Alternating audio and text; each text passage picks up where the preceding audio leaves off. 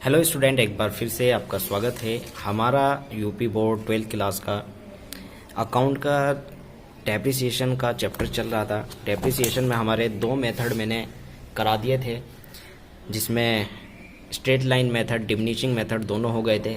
उसके बीच में अगर मेथड चेंज होता है वो भी क्वेश्चन मैंने करा दिए थे। इसके बाद इसमें देखिए बोर्ड में जो क्वेश्चन आते तो इन्हीं दोनों मेथड पे है, लेकिन कभी कभी ऐसा होता है कि वार्षिक वृत्ति पद्धति, जिसको एन्युटी मेथड भी कहते हैं, इस पर भी आ जाते हैं। तो इसका एक क्वेश्चन करा देता हूं मैं, तो इसको आप समझ लीजिए। अगर बहुत इजी है, आपके समझ आ जाएगा। तो इसका पहला क्वेश्चन हम कर लेते हैं। सबसे पहले देखिए, पढ़ते हैं क्वेश्चन। 1 अप्रैल 2014 को वंदना ट्रेडर्स ने एक भवन का पट्टा खरीदा। सबसे पहले हम ये समझें कि वार्षिक वृत्ति पद्धति और एन्युटी मेथड क्या होता है। देखिए, पिछले दो मेथड ऐसे थे जिसमें सिर्फ डेप्रिसिएशन लग रहा था। तो इस मेथड में अलग क्या है? इस मेथड में अलग यह है कि इसमें डेप्रिसिएशन के साथ इंटरेस्ट की भी सुविधा दी गई है। और इंटरेस्ट डेप्रिसिएशन एक ही, जैसे स्ट्रेट लाइन मेथड में निश्चित डेप्रिसिएशन लग रहा था, इसमें भी निश्चित डेप्रिसिएशन लगता है, एक ही लाइन से लगता है। साथ ही इसमें जो पैसा बच के आता है उसमें उस पर इंटरेस्ट लगता है। तो इसमें इंटरेस्ट की व्यवस्था दी गई है। जब संपत्ति का लास्ट होता है तो संपत्ति का जो मूल्य होता है वो 0 हो जाता है। ठीक है। तो सबसे पहले क्वेश्चन क्या था? 1 अप्रैल 2014 को वंदना ट्रेडर्स ने एक भवन का पट्टा खरीदा, लीज पर लिया, 10 लाख में 3 वर्ष के लिए प्राप्त किया। वार्षिक वृत्ति पद्धति में 5% प्रति वर्ष की दर से हरास काटने का निर्णय लिया गया। ठीक है, 5% प्रति वर्ष।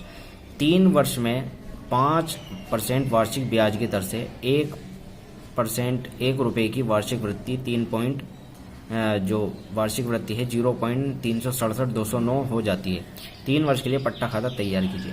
तो 3 वर्ष के लिए पट्टा खाता इसमें तैयार करना है। देखिए, सबसे पहले इसमें डेप्रिसिएशन निकालना है हमें। डेप्रिसिएशन किस तरह निकलेगा? जो भवन की या पट्टे की जो राशि दी होगी उसकी गुणा आपको डायरेक्ट, जो ये पॉइंट वाली संख्या दी होगी, जो वार्षिक वृत्ति दी होगी, इसमें इसकी गुणा कर देनी है। इसमें गुणा करने के बाद इसका डेप्रिसिएशन निकल के आ जाता है। जो डेप्रिसिएशन निकल के आएगा वो डेप्रिसिएशन आपको हर बार वही एक निश्चित राशि घटानी है।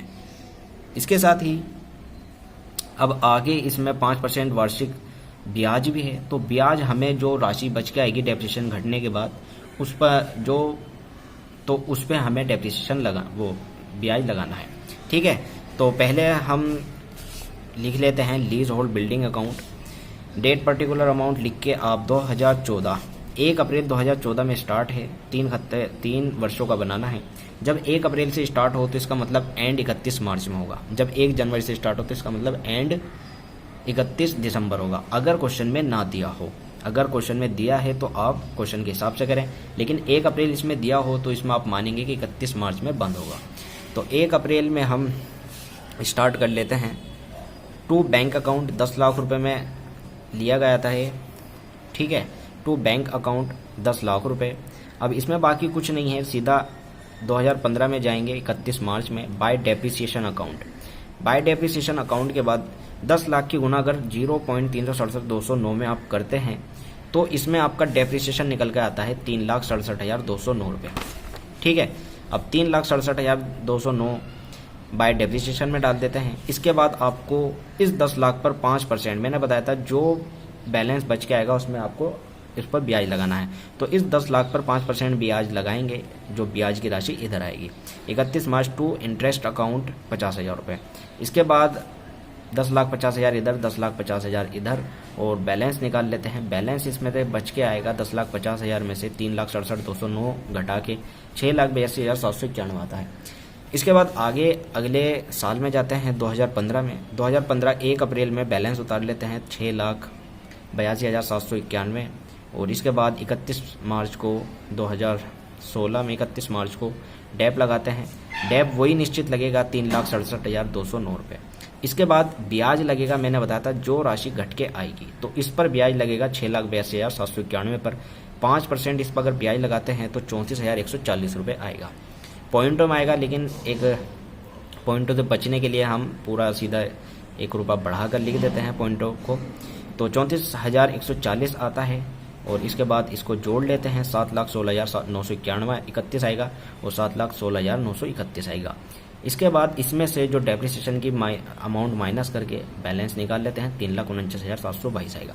फिर इसके बाद आगे 2016 और 17 में जाते हैं। 2016 में बैलेंस उतार लेते हैं 1 अप्रैल को टू बैलेंस 3,49,722। ठीक है, डेप्रिसिएशन वही आपको निश्चित लगाना है, 3 साल का हमें बनाना, 3,67,209 रुपये। अब डेप्रिसिएशन हमने लगा दिया, इसके बाद अब हमको इस राशि पर 5% ब्याज लगाना है। लेकिन अगर आप इस पर ब्याज लगाएंगे तो थोड़ी सी अमाउंट 1-2 रुपये या पैसों में ऊपर नीचे हो सकती है, तो जो आपके लिए दिक्कत खड़ी कर सकती है। तो इससे बचने के लिए आपको करना क्या है, सीधा आपको जो डेप्रिसिएशन की अमाउंट है और जो बैलेंस बचकाया है इसको इसमें से घटा देनी है। 3,67,209 में से 3,49,722 घटा देने हैं, जो निकल के आएगा उसे इंटरेस्ट अकाउंट में डाल देना है। ठीक है, तो ये दोनों जोड़ के 3,67,909 और 3,67,209। यहाँ पर देखिए एंड में आकर कुछ भी बैलेंस नहीं बचा। तो जब ये लीज होल्ड वाले में एंड में आपको कुछ भी बैलेंस नहीं बचाना है। इसके बाद क्वेश्चन ये पूरा हो जाता है। लेकिन और क्वेश्चन में देखिए ये भी दिया होता है, जैसे अगले क्वेश्चन में दिया है प्रतिवर्ष लाभालाभ खाते पर क्या भार पड़ेगा। तो लाभालाभ खाते पर क्या भार पड़ेगा इसको दिखाने के लिए इस क्वेश्चन में तो नहीं दिया, आगे क्वेश्चन में दिया है। तो ये कैसे होगा मैं आपको दिखा देता हूँ। इसके लिए आपको एक चार्ट बनाना पड़ेगा, एन्युटी चार्ट, एनुअल चार्ज। तो इसमें आपको ईयर लिख लेना है, रुपया लिख लेना है और एन्युटी एनुअल नेट चार्ज लिख लेना है। क्या करना है आपको, 2014 और 15 में 3,67,209 रुपये इसमें डेप्रिसिएशन था, 50,000 का ब्याज था। तो डेप्रिसिएशन में ब्याज घटाकर जो अमाउंट आएगी वो नेट चार्ज में लिख देंगे और इसी तरह 3,67,209 डेप्रिसिएशन में से जो ब्याज होगा उसे घटाकर अमाउंट इधर लिख देंगे। इसी तरह डेप्रिसिएशन में से ब्याज घटाकर इस तरफ लिख देंगे। तो ये एनुअल चार्ज जो होगा वो ये आ जाएगा। बहुत से क्वेश्चन में आपसे पूछेगा, तो अगर आपसे पूछे तो बहुत सिंपल है, इस तरह निकाल कर आप दिखा सकते हैं। तो ये था आज का क्वेश्चन, उम्मीद करता हूँ आपके समझ आया होगा। इसी तरह सारे क्वेश्चन होंगे, आप कर लीजिए, जो समझ ना आए वो पूछ लीजिए।